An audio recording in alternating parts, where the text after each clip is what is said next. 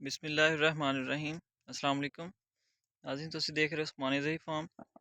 अल्हम्दुलिल्लाह करेले दी तुहानूं जर्मीनेशन चेक करवा रहे हैं।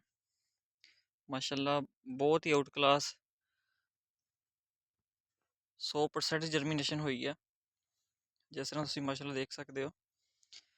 ਤੁਹਾਨੂੰ ਪਿਛਲੀ ਵੀਡੀਓ ਦੇ ਵਿੱਚ ਦੱਸਿਆ ਸੀ ਕਿ ਕਿਸ ਤਰ੍ਹਾਂ ਕਰੇਲੇ ਦੀ ਸੀਡ ਦੀ ਜਰਮੀਨੇਸ਼ਨ 100% ਲੈਣ ਵਾਸਤੇ ਅਸੀਂ ਬਾਲਟੀ ਦੇ ਵਿੱਚ ਪਾਣੀ ਪਾ ਕੇ ਸੀਡ ਨੂੰ 2 ਦਿਨ ਪਾਣੀ ਦੇ ਵਿੱਚ ਹੀ ਭਿਗੋ ਕੇ ਰੱਖਿਆ ਵਾ, ਔਰ ਉਸ ਤੋਂ ਬਾਅਦ ਇਹਨੂੰ ਕੱਢ ਕੇ ਜਦੋਂ ਥੋੜ੍ਹੇ ਥੋੜ੍ਹੇ ਮੂੰਹ ਖੁੱਲ੍ਹ ਗਏ ਆ, ਟਨਲ ਦੇ ਵਿੱਚ ਹੀਟ ਬਣਾ ਕੇ ਹੀਟ ਜਿਹੜੀ ਮੇਨਟੇਨ ਕਰਕੇ ਉਸ ਤੋਂ ਬਾਅਦ ਅਸੀਂ ਇਹਦੇ ਵਿੱਚ ਸੀਡ ਲਗਾਇਆ ਸੀ। ਔਰ ਤੁਸੀਂ ਦੇਖ ਸਕਦੇ ਹੋ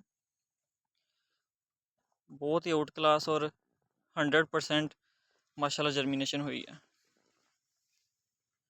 ਮਾਸ਼ਾਅੱਲਾ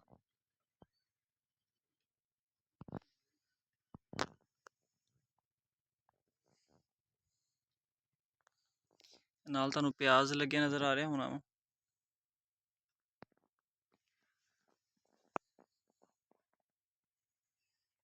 ਇਸ ਤਰੀਕੇ ਦੇ ਨਾਲ ਸਾਡਾ ਜਿਹੜਾ ਸੀਡ ਹੁੰਦਾ ਵਾ, ਜਿਹੜਾ ਨਹੀਂ ਉਗਾਓ ਕਰ ਸਕਦਾ, ਸਾਨੂੰ ਉਹਦੇ ਬਾਰੇ ਵੀ ਪਤਾ ਚੱਲ ਜਾਂਦਾ ਵਾ, ਔਰ ਜਿਹਦਾ ਮੂੰਹ ਬੀ ਦਾ ਖੁੱਲ੍ਹ ਜਾਂਦਾ ਵਾ ਥੋੜ੍ਹਾ ਜਿਹਾ, ਅਤੇ ਉਹਦੇ ਨਾਲ ਇਹ ਆ ਕਿ ਪੌਦਿਆਂ ਦੀ ਤਾਦਾਦ ਸਾਡੇ ਨਾ ਖੇਤ ਦੇ ਵਿੱਚ ਪੂਰੀ ਰਹਿੰਦੀ ਆ।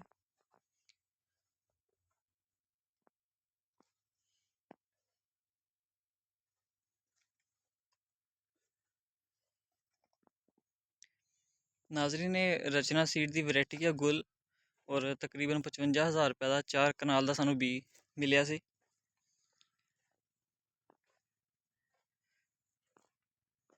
ਮਾਸ਼ਾ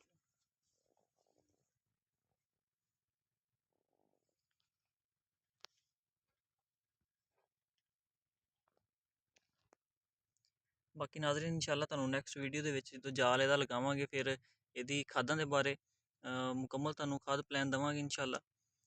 ਆਪਣਾ ਖਿਆਲ ਰੱਖਿਓ। ਅਸਲਾਮ।